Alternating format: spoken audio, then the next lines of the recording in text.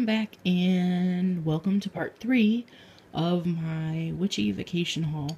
Okay, so I was telling you guys how I got to visit Moura's Witchy store, and I was so excited. Like I said, I walked in and it smelled amazing. It was just so beautiful there. It was absolutely beautiful. I was so excited to be there. It was actually Moura who helped me. She was very down to earth, very sweet, very helpful, very nice. I didn't buy too much because, like I said, by that point I was kind of low on money, and I also had to refrain myself from pulling out the credit card because I wanted to buy everything. Let me tell you, her store was just beautiful. There was everything there. So, her collection of crystals and stones was amazing. Sorry, I'm taking a sip of my tea. And I wanted to buy more, but like I said, I refrained from buying too much. But I ended up buying this beautiful moonstone. It's just, in person, it's so much prettier. It's just gorgeous. It has a beautiful opal-y, like, flash to it. Just so pretty. So I ended up buying the moonstone. None of these were over $2 from what I remember. I believe this was like $1 or $2. And then I got the snow quartz, which was only 50 cents, I think. It's beautiful as well, but it's really hard to see on my phone, but it is very, very pretty because this phone does not focus, but it's really pretty. Then I got the amethyst, which I love the amethyst. It's beautiful. And then I also got a rose quartz. Very pretty. So these will be going on my altar. Then I grabbed some cascarilla powder, but it's in chalk form. I've been meaning to make my own cascarilla, and I just haven't yet. I was having my parents and my sister and whoever I know save their eggshells, and I just haven't made it yet. So I just bought some. They were only 25 cents each, and there's so much you can do with the cascarilla powder when it's in chalk form.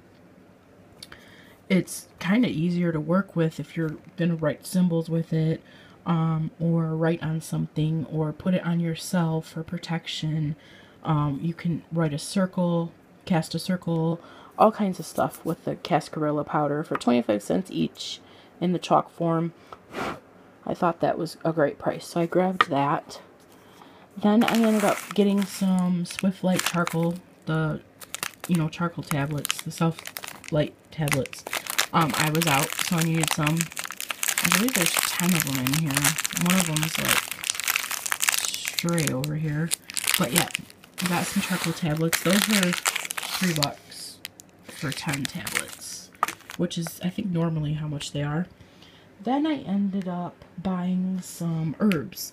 Like I said, I think I only ended up spending like $14 at her shop. Maybe only 13. I don't remember exactly.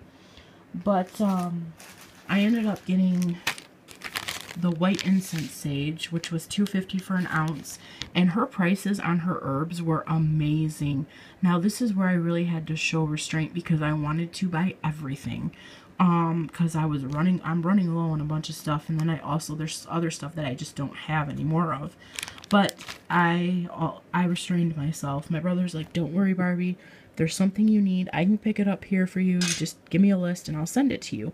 Because I really loved her shop. I just felt such a great energy in her shop. It was so peaceful, and just, I loved it. And her herself, she's amazing. So, and her prices on her herbs were wonderful. I mean, just absolutely wonderful. So $2.50 for an ounce of white sage. So I got that. I do actually have some white sage, if you could see over there, hanging up above my altar to dry on the wall. We're in the middle, I believe I said this before, of redoing my room. So right now, like, I have no floor in here, and it's just crazy. But anyways, so I got white sage. Then I grabbed an ounce of chamomile, which it was only $2 for an ounce of chamomile.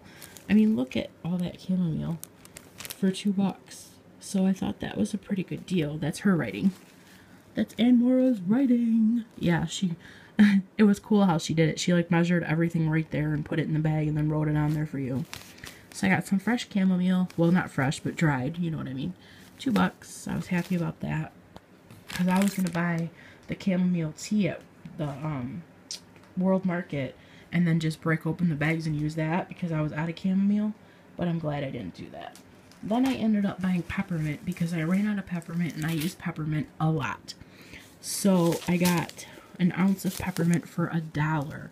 $1 an ounce. Look at that. And it smells like, I can smell these through the bag. It smells amazeballs. Like, I'm not even kidding you. Look at all that peppermint for $1. I was like, you're amazing. Oh, just smells so good. But that's all I ended up buying from her store. Yeah, I didn't buy much. Oh, and then my brother, he bought like 4 different herbal teas. And they were only ended up being $2 per ounce. So he bought like 4 ounces of a different tea.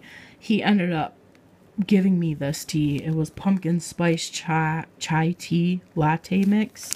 I guess you just add it to the hot water and it looks like a spice, but it smells really good. So he gave me some of that. This wasn't from her store. It was just a mix he had. So I believe it's a Veda tea. So I was happy about that. But anyways, that's what I got on my trip. Now I can bottle everything up. As you see, I was in the middle of bottling stuff when I got home because I had some herbs drying when I was on my vacation, and I what's it called? I bottled up some mini rosebuds in here with the leaves, and they're dried. I kept them like in the bud form because they're just so pretty. And yes, I use any bottle I can get I blah blah blah because I can talk today. Oh my goodness, I use any bottle that I see fit as long as it closes airtightly. I'm using it. So I recycle a lot of food bottles, drink bottles. Like this is a Starbucks bottle, but it closes very well and it's a pretty good size. And this was like a bean salad my mom got from Costco. So yeah. And then artichoke heart bottle, perfect for a small amount. I'll probably put juniper berries in there. And then this was an old rosemary spice bottle. So, you know, I upcycle bottles. Sorry, that candle's hot. And then right before I left, I had found some fallen branches under our willow tree outside, and I love the willow tree, is my favorite tree. So I ended up forging some of the willow tree branches, and I got some willow tree bark, some twigs, some smaller twigs, and then I actually have I made a mini besom, mini altar besom, fully out of willow tree branches. I'll show that to you in another video. But yeah, so I'm waiting for that sage to finally dry. I don't normally dry my own herbs, so if you guys have any suggestions below, or not suggestions, but if you know when is the best time to bottle up the herbs that you dry yourself.